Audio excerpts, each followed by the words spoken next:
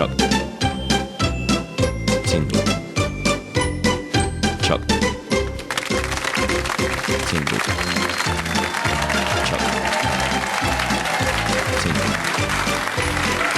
Chuck. Tingle. Hello, I'm Fiona Bruce and welcome to the Chuck Tingle Book Club. Oh, yeah. Tom? Oh, sorry, you got me off guard. I was silencing and then did not think what I was about to say.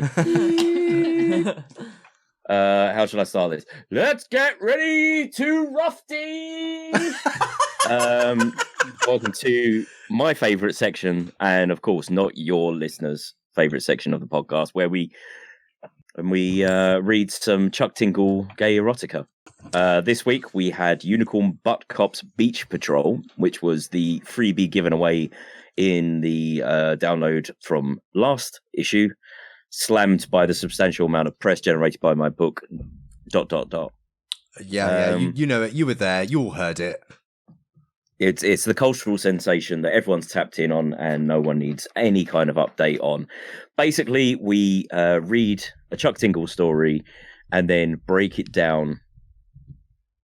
Taras does this critique of the narrative and the book itself and the substantial meaning behind it, and then I fuck that shit in the bin, cut it down to bare brass tacks, and rate it on graphics, story, gameplay value, and reviewers' tilt, just like GameSpot did.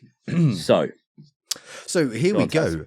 For your listening pleasure, I'm going to read to you now Unicorn Butt Cop's Beach Patrol, an analysis. Unicorn Butt anal assist. An anal assist. Double anal assist. Okay, so Unicorn Butt Cop's Beach Patrol is a simple and wonderful story of a turn in fate. Jeff, our down-at-heel hero, has undergone a momentous change in circumstances after two events, both out of his control, conspire to leave him homeless and fending for himself on the streets of Los Angeles. One misadventure with a single stolen meat taco leads to Jeff being apprehended by a pair of unicorn cops who proceed to put him on dual rails like the little engine who couldn't come hard enough. Once his debt to society is paid in full view of that very society, the cops suggest Jeff should apply to become a butt cop.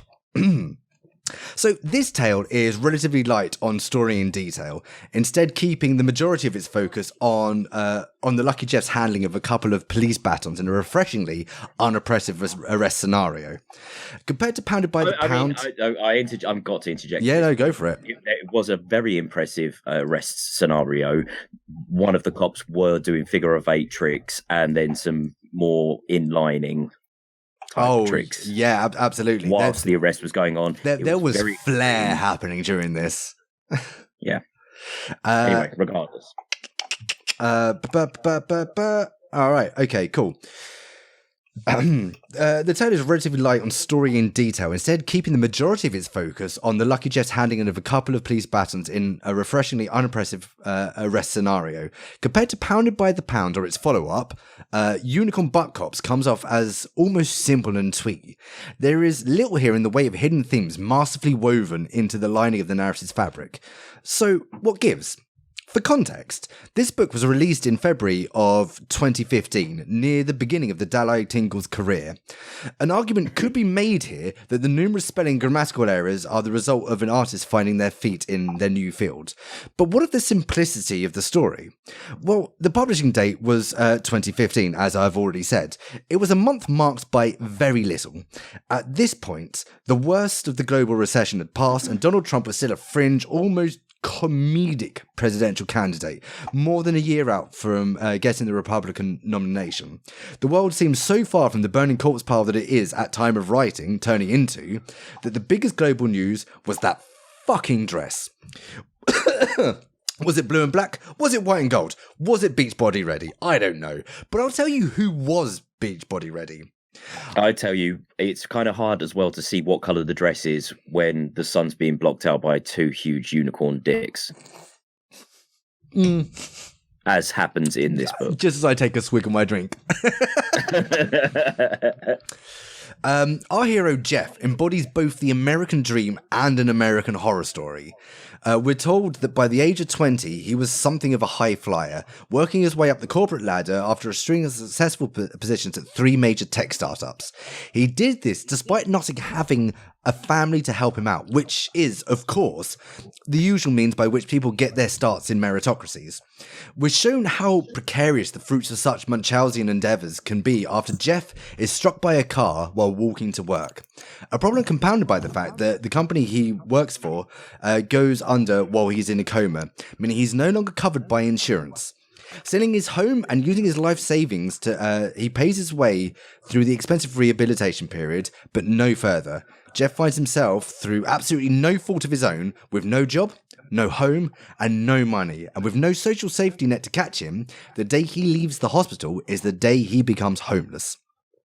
Now, with absolutely nothing to his name, Jeff is left with only one resource to fall back on: his wits. However, when the poverty is this total, this only gets him so far. We're told that even with his impressive resume, nobody wants to hire someone with no address. He must resort to crime to survive. It's this desire to keep himself alive that brings him into a new conflict. So this is where our story actually starts. It's with Jeff's only mistake. He is attempting to steal a carnita from the same food stand he stole from yesterday.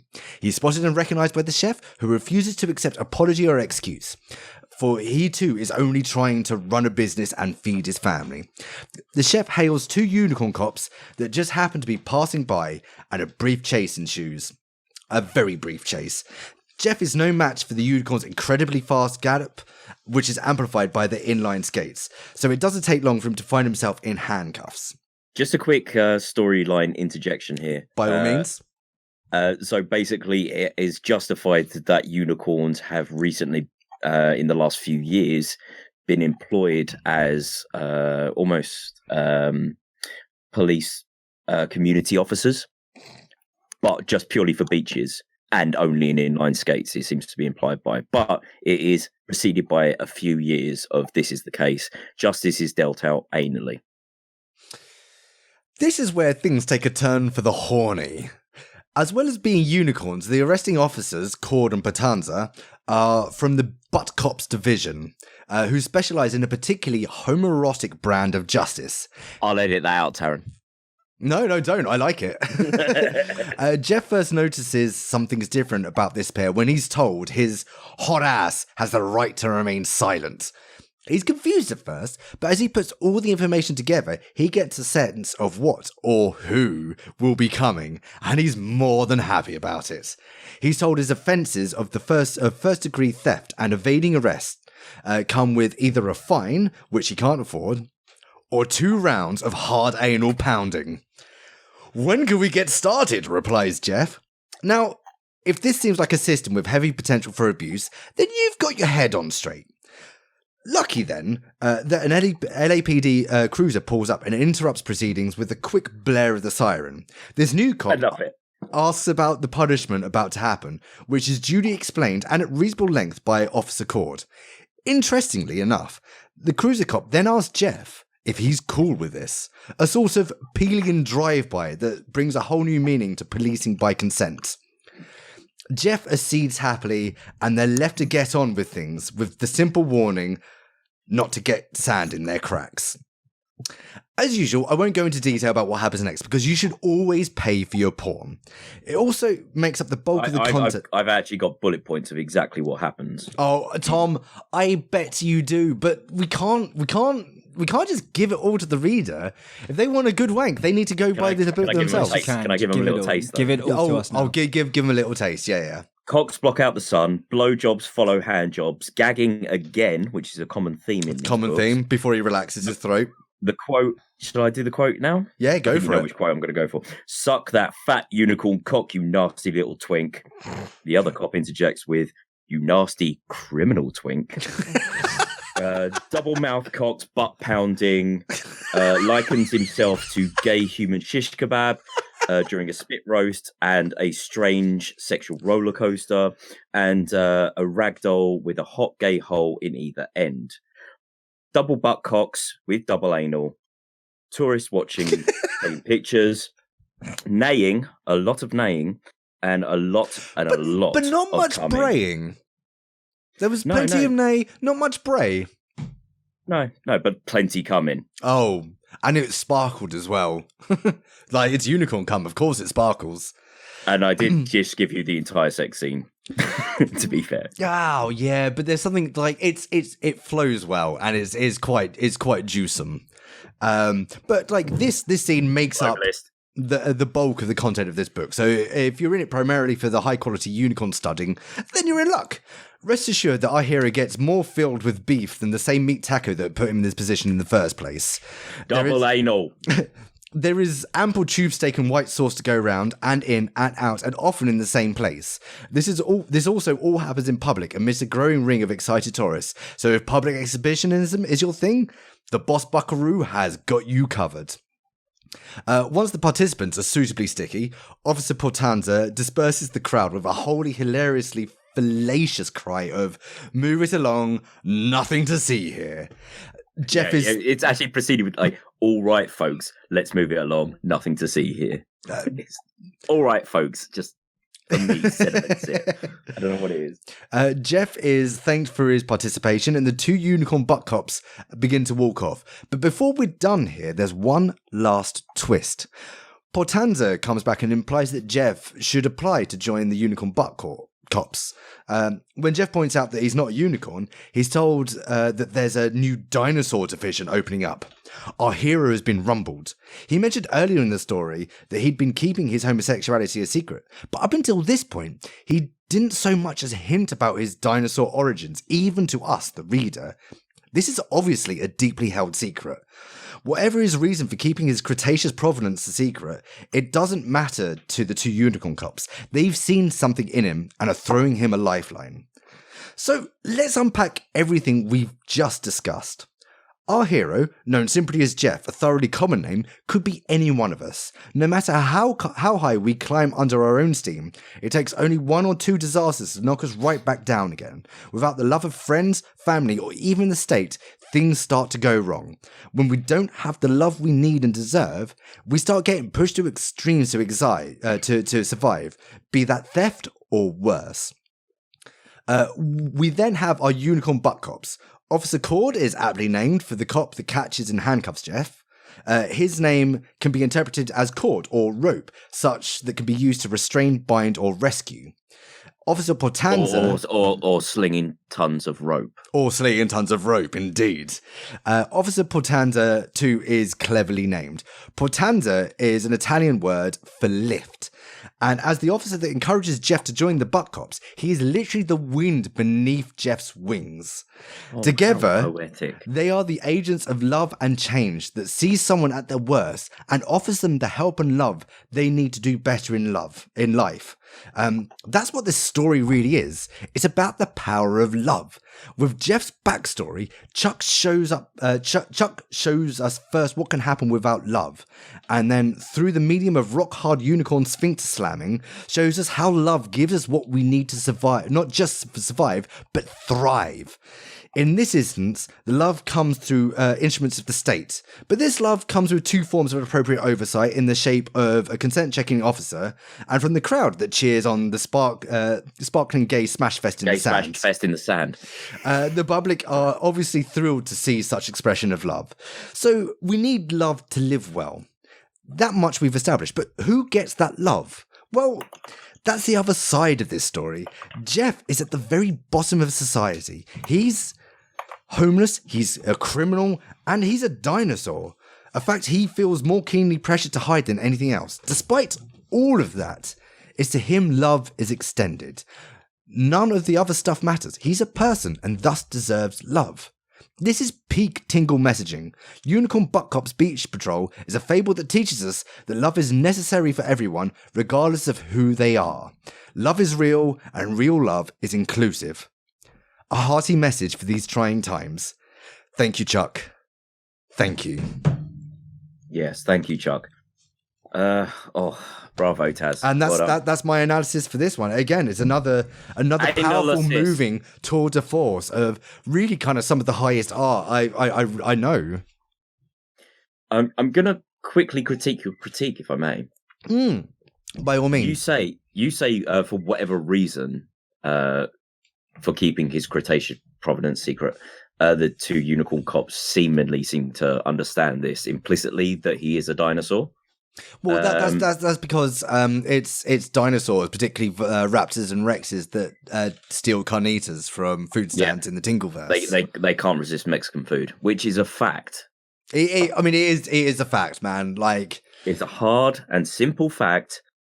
Raptors love them wraps with beefy goodness inside. I mean, have you not seen any of like the Mesopotamian, Mesoamerican rather art? Like, there's some wild shit in there. They obviously live with dinosaurs, so it only makes sense that like the Aztecs got their start in the Cretaceous. I mean, to be fair, so do we. I mean, come on, Trump and Boris, yeah. Anyway, so order. Oh God, I don't think I've actually seen the art for this one. Give me a second. Oh yeah. No, pull up the art, please. Oh, I'm going to do the same. It's fantastic. Spoilers, but it is fantastic. All right. Okay. So here we go. Unicorn butt cops. I mean, it's so good, man. Images. It is so good. Okay. Anyway, here we go. I'm already loving it. Yeah. Right, we're completely skipping ahead of ourselves. Yeah. Sorry. As is our want to do, we now must turn the podcast over to our robotic friend, the Tingletron 4000. We've done the qualitative. It's now time for the quantitative. Greetings, horny human. I am the Tingletron 4000 book review score robot. All scores are final.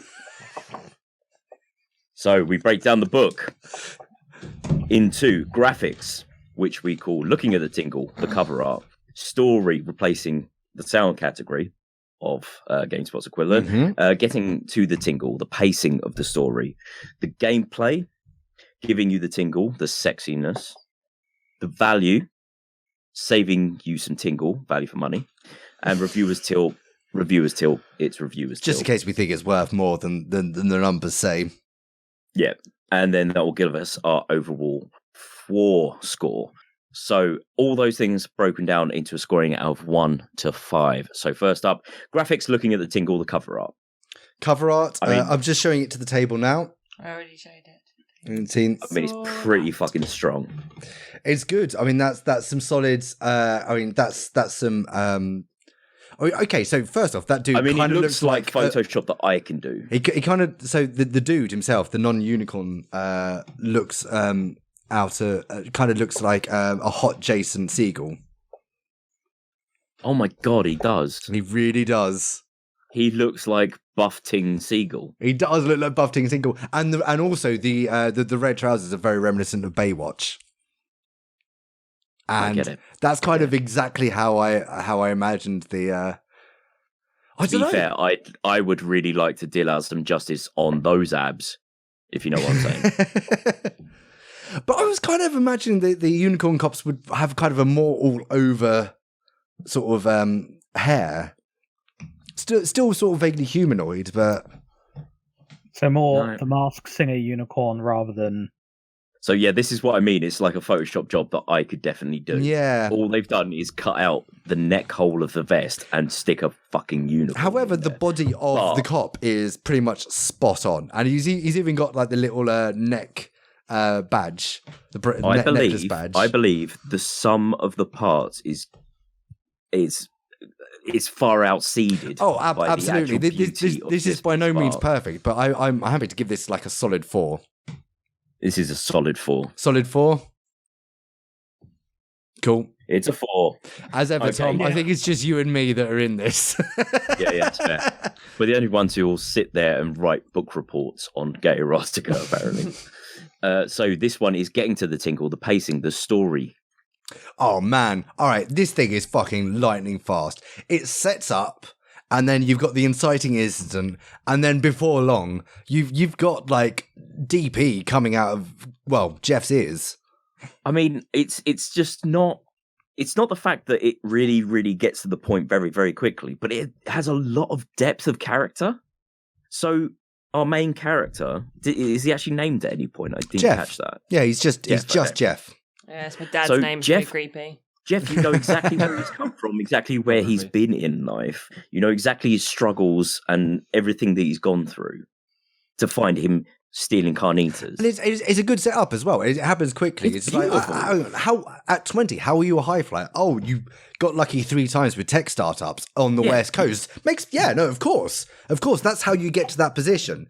But Incredible depth and so punchy. It's ridiculous. It's so quick. And man, like when the fucking starts, the fucking goes. It's there. Oh, I mean, I think I can go through the list again. Do you want me to go through the list? I think no, we're all right. I think this one's Cocks a 5. block out the sun, blowjobs follow handjobs, gagging again. Suck that fat unicorn cock, you nasty little twink, nasty criminal twink. Double mouth cocks, butt pounding. Likens himself to gay human shish kebab during a spit roast and strange sexual roller coaster and a ragdoll with hot gay hole at either end. Double butt cocked with double angels as well. Tourists take pictures, they all go wild. Neighing, lots of simultaneous coming. All right, folks, move it along, nothing to see here. You know what? I just love how at the end of all this complete and utter fuckery, they go out and they thank Jeff for his participation. Is that right? Yeah, right. It's because it's love. It's love. This is love happening here. It's really sort of. I didn't know that. Like unicorn butt cops were so, we're just so polite and so care in the welcoming. community. Yeah, wow. Like that's someone who you want officers. to work for. And That's like, who you want to work for. and again, like one of my favorite bits. I'll work for them, Dom. I'll work for them all You day. better. You fucking dirty slut. What? I mean, Tom, for me, this is a 5. This one is like getting to the tingle. This is a straight 5. Mate, I wasn't even waiting for your answer. I've already put 5 in the Yeah, no, column. that's absolutely fair enough. So, gameplay, giving you the tingle, the sexiness. I had a semi.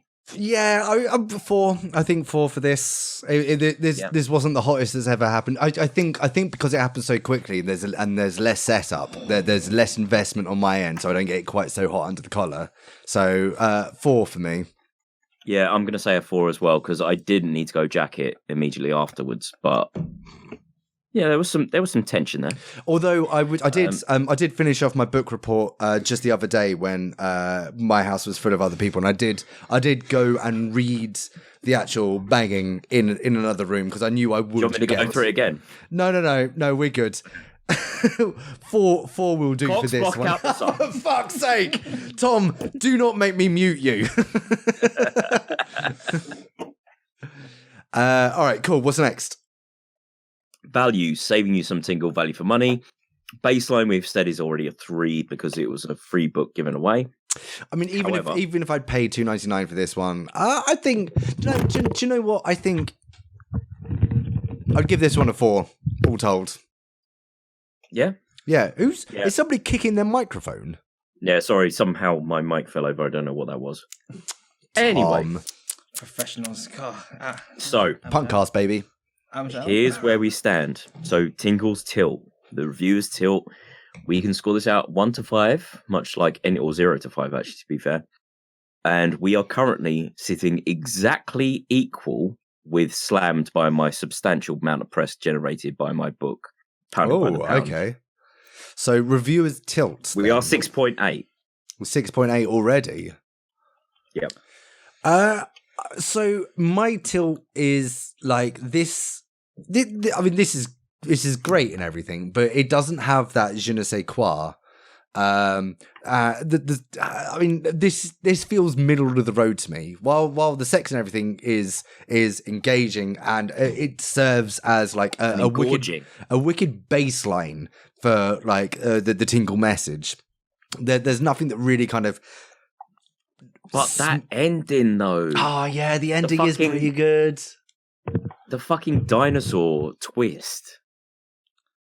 I could imagine someone not too versed in Tingle getting utterly thrown by that, and I'm hesitant to like add that as a positive for this. I'm feeling 3. I think was feeling 3, but I'll be honest. If we do 3, it is equal first in 4 score with Pounded by the Pound. Well, Tom, the fact that your review system is broken isn't... Tingletron will not accept your detraction. Well, then, Tom is Tom is then got to be equal with Pound by the Pound. There is nothing wrong with Tingletron. He's very menacing, and I need to say that because he's going to kill me if I don't say it. He's sat right next to me. Chuck Tingle. Yeah, Right, so we're going to go with sticking three, with 3. or we're going to go. Bearing in mind, you can literally also put a minus score in this field. To be fair, I'm going to say 3. I'm going to say 2 or 3. Okay, let's have a look at Reviewer Till. So on the grand scheme of things, like how memorable am I likely to find this amongst everything else? It's pretty likely that I remember the fact it has a dinosaur twist ending. Yeah, that's true. Yeah, let's stick with 3, man, because it doesn't have much else to recommend it beyond that. I mean, like as outstanding, it's still like a great work. It's still like an absolutely core masterpiece. But okay. Let me put it this way. At this point, Monday Pounds Me in the Butt has 3.5, so I think a 3 is very accurate. Yeah, okay, I can live with that. All right, so there we are. All scores are final. The floor score is 8 out of 10. So it is. So it shall be done. And so it always was. Anyway, let's carry on with the fucking podcast, shall we? Wicked. So, Aaron, I believe, Tom, it's time for you to grab a one from the community chest. Oh my god, I'm sorry, we forgot a very important part of the book review. Did we? Pulling out the next title. Pulling out. Oh, shit. Yeah, absolutely. I saw one. Dom, can you grab me that Lefroy bottle that cast? Okay, right, I've done it. Heather, give it a shake and a rustle and grab me one. You've got thinner wrists than I do, and it's a small bottle. There is one that's very fitting. Though. Yeah, there are a lot of things. There's We so need to many. do it random. I wasn't quite aware that there was so many of them. Right, okay, opening No, up. I get email updates from Amazon telling me to From Chuck about Tingle. Chuck Tingle's latest releases. There have been like 80 since we started this segment. Oh, it doesn't surprise me, man. The dude's prolific. He's Right. a master. I just wanted to, did you know that he's actually got a something. podcast? Ooh. Oh yeah. Does he do a read through? I've seen the YouTube thing he does, but he does a podcast as well. Yes, it is brought to you by Night Vale. I sent you a link. It is what was it? Pounded in the butt by my own podcast. Of course it is. Of course I it is. love him so much. All right, Heather, what book are we reading next? So the next book is Vampire Night Bus Pounds My Butt. Sorry, say again. Vampire Night Bus Pounds My Butt. Who's that by? Twice Hugo nominated author Chuck Tingle. Chuck Tingle. Of course, sorry. Oh, sorry, I thought you were about to say Hani Rajadiyemi then, but okay, no, that makes a lot more sense. Of course, would have So you got some vampire action next week then. Oh, interesting. This is a new flavour of Chuck. I'm looking forward to this. It was. I guess this is the written date, April or release April 19th, 2015. Oh, Release date, I put On them all there, audiobook just- September 29th, 2016. Oh, I think 2015 is the year at which things start kind of turning on a more social heel for Chuck. So I'm interested to read this actually. It's the Brexit point. It's the real turning point of Chuck Tingle. But regardless, does anyone have anything to plug apart from Heather's chocolate covered pussy?